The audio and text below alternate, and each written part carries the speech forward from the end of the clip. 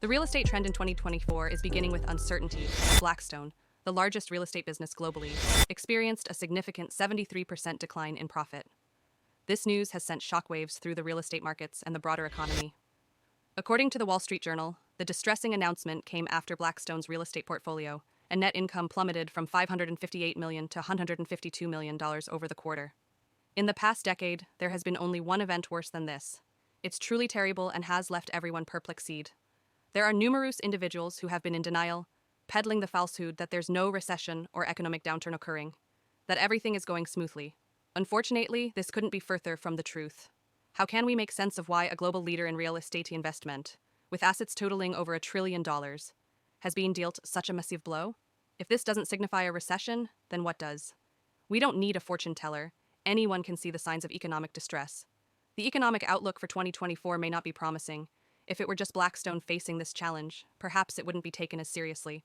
However, numerous other businesses, companies, and firms are experiencing similar difficulties. The same trend Blackstone's recorded a 73% meltdown. JP Morgan is struggling with a 15.5% dip, and PNC is down by 43%. Bank of America took a 56.3% blow, and then there's Citigroup, which suffered a whopping 73.2% loss year after year. On average, these financial organizations have recorded a 26.5% dip in profit. You might wonder what's behind this decline. Well, one significant factor, believe it or not, is the higher interest rates. While the government had good intentions with the Federal Reserve hike, this cycle has its own drawbacks. First off, the interest rate on a short-term basis has risen to about 5.5%, causing an increase even across the yield curve, all thanks to the hike cycle. To exacerbate the situation, the higher interest rates actually increase the cost of capital for these companies and businesses. They face challenges on multiple fronts, needing to pay more to equity holders when raising funds, as well as incurring additional expenses for deposits. Consequently, resources become tighter, even as they attempt to provide loans and invest in the economy. The current state of the U.S. economy is markedly different from what it used to be. A lot has evolved, and more continues to change.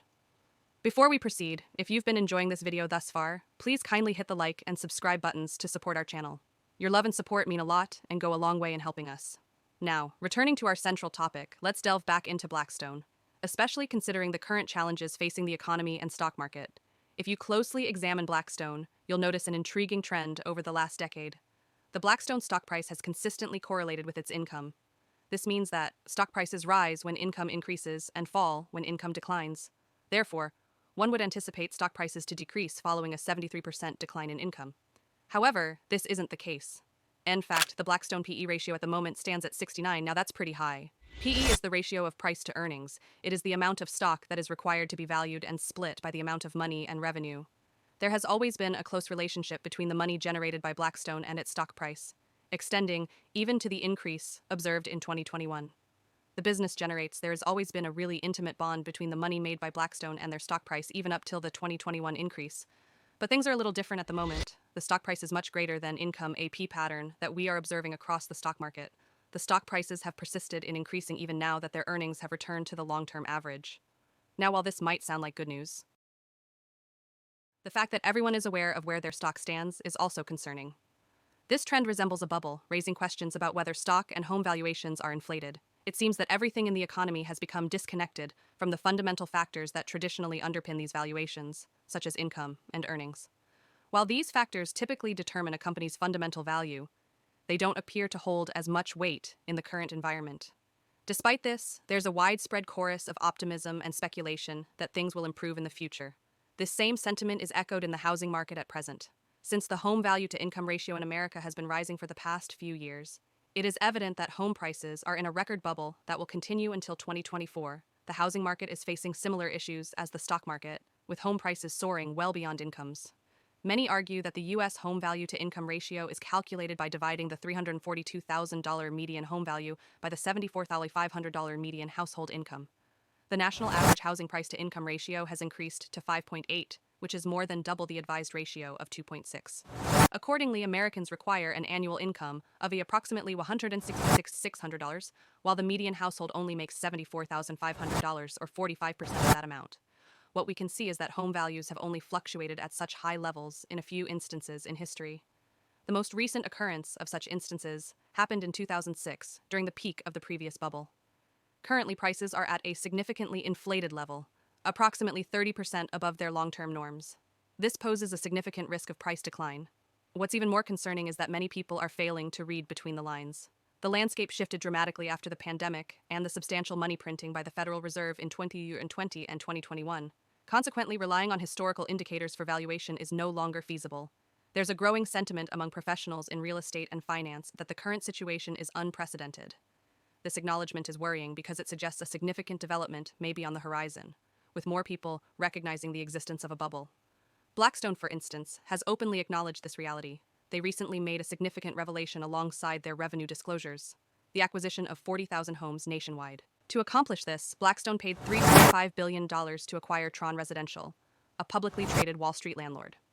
Consequently, Tron, which currently owns and manages approximately 38,000 single-family homes, will now come under Blackstone's control.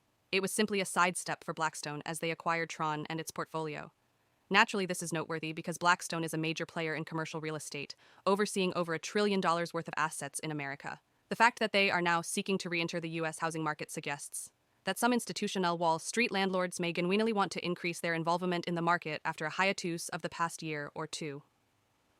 Another aspect that we find particularly intriguing is Blackstone's purchase of Tron. An expert in tracking these large Wall Street owners, Lance Lambert, recently published an essay presenting data showing that the majority of the portfolio Blackstone acquired consists of properties in metro areas like Atlanta, with 7,160 homes, Charlotte with nearly 4,000 homes, Dallas with 2,120 homes, and Phoenix with 2,864 homes. Our concern with Blackstone's acquisition is that they are purchasing real estate in housing markets that are significantly overpriced. It's no secret that property prices in metro areas have become significantly detached from fundamentals, and value-to-income ratios have surged. So, what's Blackstone up to? They definitely seem to have a plan, although the full details remain unknown. From our perspective, there appears to be a considerable risk involved in investing in major metro areas, especially considering the types of neighborhoods Blackstone is targeting, areas with lower incomes and even higher levels of overvaluation. It wouldn't be surprising if Blackstone began to sell off some of the assets in the recently acquired portfolio, particularly the less desirable ones. Another aspect of this acquisition is that Tron Residential's portfolio wasn't performing as well as it could have. If you browse real estate market sites like Zillow and search for residences owned by Tron Residential, you might not be very impressed. Houses originally owned by Tron Residential, and now under Blackstone's ownership that haven't garnered much attention from buyers, may be sold off quite literally. A notable instance is a house in Tennessee listed for rent on Zillow for $2,089 per month. What's intriguing is that Tron purchased this home in March 2022 during the peak of the bubble for $500,000. Subsequently, the house was rented out for $12,500 a month, yielding rent for over a year. However, when they attempted to relist it between late 2023 and early 2024, they had to reduce the rent by nearly 15%. Despite this, they still struggled to rent it at a rate that would only produce a 3.8% cap rate on their purchase price. We wouldn't be surprised. Blackstone has opted to divest the underperforming properties within its portfolio due to the recent trend among real estate investors to liquidate their assets. These sales have not primarily been to fellow investors, but rather to ordinary home buyers like yourself. This surge in divestment is particularly notable in markets such as Florida, where many investors are withdrawing from the housing market. Consequently, this trend is leading to an escalation in inventory levels and the availability of homes for sale. We're all aware that real estate inventory was exceptionally low during the pandemic. Yet, there are now 113,000 homes listed for sale in Florida, compared to the previous drop of 35,000 in 2022. Clearly, there's been a significant market shift. Now, we have more sellers and fewer buyers, particularly in certain property markets like Lakeland, where inventory has reached its highest level on record. Even in Northport, Sarasota, real estate inventory is on the rise. If the inventory of everyone increases rapidly, it signals an imminent downturn in the market, particularly if homes continue to be overpriced and the ratio of home value to income is disproportionately high compared to historical norms. The latest report from Parcel Lab suggests that turmoil is brewing in markets like Tampa. The investor purchase-to-sale ratio has shifted dramatically from overwhelmingly positive to now overwhelmingly negative. Trouble lies ahead, particularly in areas where investors are offloading their properties. Currently, there are more sellers than buyers among investors in Tampa. If this trend continues, property values are likely to decline. Furthermore, Parcel Labs offers an exceptional table detailing the top 20 markets with a higher proportion of rental single-family houses. This data suggests that areas such as Memphis, Las Vegas, Jacksonville, Atlanta, Austin, and Tampa might become targets for prospective investor sell-offs, particularly considering that only about 10% of all residences in these locations are rentals. Blackstone, the world's largest owner of commercial real estate, is highly sophisticated and well-informed about market data. Their acquisition of Tron may have been motivated by the favorable deal they received. Tron's book value was only $3.8 billion, yet Blackstone purchased it for $3.5 billion, approximately 8% less than its book value. This suggests that Blackstone likely negotiated a beneficial deal, obtaining Tron at a discounted price, which could have been a condition of the sale. Let's talk about Blackstone blocked investor withdrawals from $71 billion REIT in February.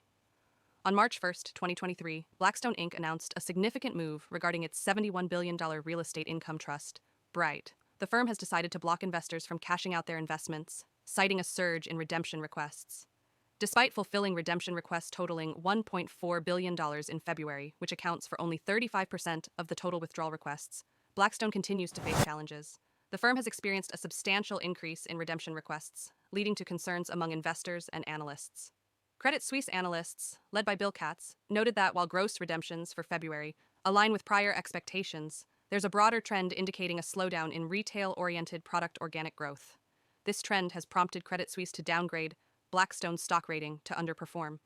Jonathan Gray, president of Blackstone, addressed investor concerns during an earnings call, stating that the firm anticipates continued redemptions as some investors seek to reduce their exposure to BREIT. However, Gray remains optimistic about working through the backlog of unfulfilled requests over time. Despite challenges, BREIT managed to generate returns of 8.4% in 2022, outperforming the publicly traded Dow Jones U.S. Select REIT Total Return Index. This underscores the resilience of Blackstone's real estate investment strategies. Thank you for watching. Don't forget to like, share, and subscribe for more insightful updates on finance and investment. If you have any questions or topics you'd like